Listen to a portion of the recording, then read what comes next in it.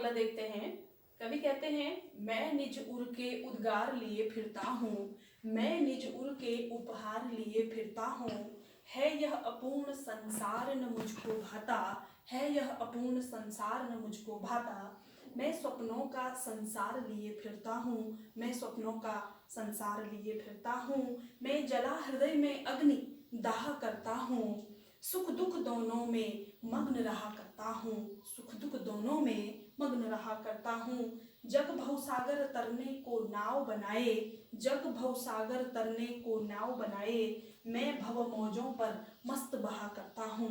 तो देखिए कवि यहाँ पर क्या कहना चाहते हैं, अपने बारे में बता रहे हैं कि मैं किस प्रकार से इस जग में, इस संसार में विचरण करता हूँ, कैसे जीता हूँ। देखिए, मैं निज उर के उद्गार लिए फिरता हूँ। जैसे मैंने आपको पहले भी बताया, कवि की जो भाषा है वो तत्सम प्रधान है, अर्थात इसमें संस्कृत के जो शब्द हैं उनकी प्रधानता होगी। तो देख रहे हैं आप, निज, निज मतलब क्या होता है? निज मतलब होता है स्वयं, खुद की।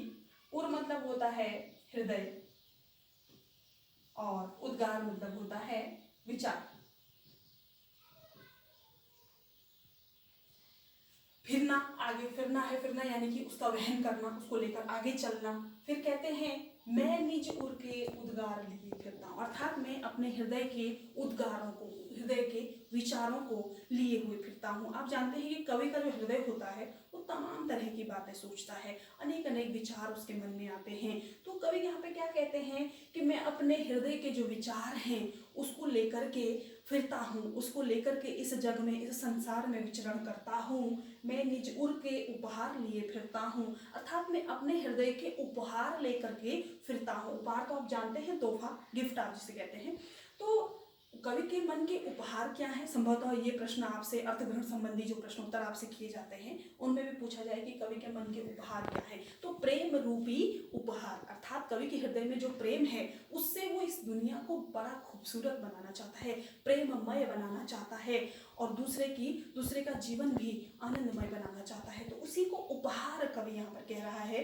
कहता है कि मैं निज उर के उपहार लिए फिरता हूँ, अपने हृदय के जो उपहार हैं, हृदय का जो प्रेम है वो दूसरों को उपहार में देने के लिए उसको लेकर के फिर रहा हूँ। है यह अपूर्ण संसार न मुझको भाता। अपूर्ण संसार, अपूर्ण संसार क्यों कहा गया है? इस संसार को अपूर्ण कहते हैं। क्यों? क्योंकि इस दुनिया में दिखावा जाता है। कवि के अनुसार इस दुनिया में दिखावा ज्यादा है, प्रेम एक दूसरे से सच्चा प्रेम किसी का नहीं है, वो केवल दिखावा करते हैं, प्रेम का केवल दिखावा किया जाता है। तो कवि कहते हैं कि ये अपूर्ण संसार है, यह पूर्ण नहीं है, यहाँ प्रेम का नितांत अभाव पाया जाता है। तो इसलिए ये मुझे नहीं भाता। भाने का मतलब होता है अच्छा लगना। तो ये मुझको अच्छा नहीं लगता है, यह संसार, अधूरा संसार मुझे अच्छा नहीं लगता है। मैं स्वप्नों का संसार लिए फिरता हूँ। स्वप्नों का संसार अर्थात कवि सपने में जैसा संसार चाहता होगा, कल्पनाओं में जैसा संसार की रचना वो करता होगा, अर्थात कैसा संसार कवि चाहता है। कवि संभवतः ऐसा संसार चाहता होगा जहाँ सर्वत्र प्रेममय वातावरण हो, अर्थात सभी के बीच में प्रेम हो, ऐसा संसार कवि के सपनों का होगा। तो कवि कहते हैं कि मैं सपनों का संसार लिए फिरता हूँ। आगे देखेंगे, मैं जला हृदय में अग्नि दहा करता हूँ, कि मैं जला हृदय में अग्नि। अब कवि के हृदय में अग्नि कैसी जली हुई है? वो कहता है कि मैं अपने हृदय में अग्नि जला करके उसमें दाह करता हूँ, अर्थात उसमें जलता रहता हूँ। ये अग्नि कौन सी है? संभवतः ये अग्नि प्रेम रूपी अग्नि भी हो सकती है, क्योंकि उनके जीवन में वो अपनी पत्नी के वियोग का जो विरह है वो भी वो झेल रहे हैं। तो संभवतः वो भी हो सकता है, वो अपनी पत्नी से दूर होने का जो वियोग है, विरह है, उसको भी झेल रहे हैं। तो वहाँ पे कह रहे हैं कि मेरे हृदय में जो प्रेम रूपी अग्नि है मैं उसको जला करके उसी में दाह करता हूँ, अर्थात उसी में मैं जल रहा हूँ। आगे कहते हैं, सुख दुख दोनों में मग्न रहा करता हूँ, अर्थात इस संसार में जो भी सुख दुख मेरे जीवन में आते रहते हैं उसमें मैं मग्न रहता हूँ, अर्थात खुश रहता हूँ। मुझे कोई फर्क नहीं पड़ता है कि सुख में मुझे खुश होना चाहिए या दुख में मुझे दुखी होना चाहिए, नहीं। मतलब मैं एक उस अग्नि में मैं स्वयं ही जल रहा हूँ, किसी पर उसका प्रभाव नहीं पड़ने दे रहा हूँ, अर्थात दोनों अवस्थाओं में मैं मग्न हूँ। आगे कहते हैं, जग भवसागर तरने को नाव बनाए।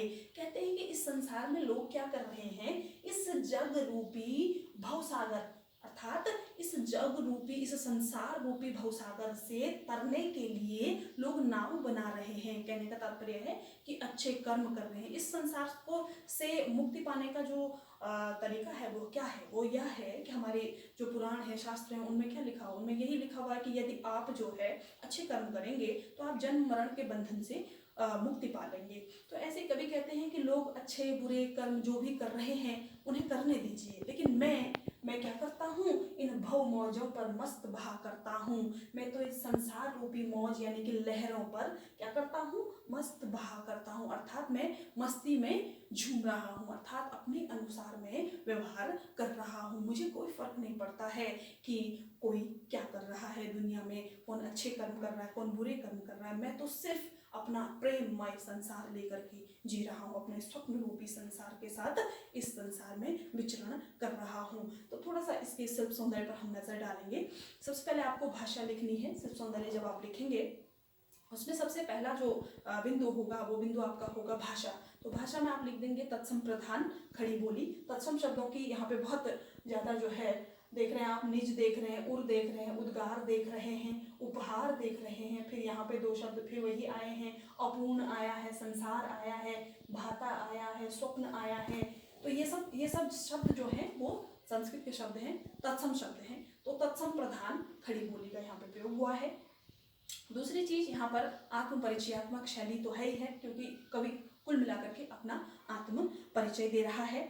और जिसको हम ये भी कह सकते हैं कि व्यक्तिवादी विचारधारा, व्यक्तिवादी यानी कि किसी एक व्यक्ति विशेष का व्यक्ति विशेष के भावों पर जोर दिया जा रहा है, तो व्यक्तिवादी विचारधारा का भी यहाँ पे परिचय मिल रहा है। दूसरी चीज यहाँ पे हम अलंकार देखेंगे।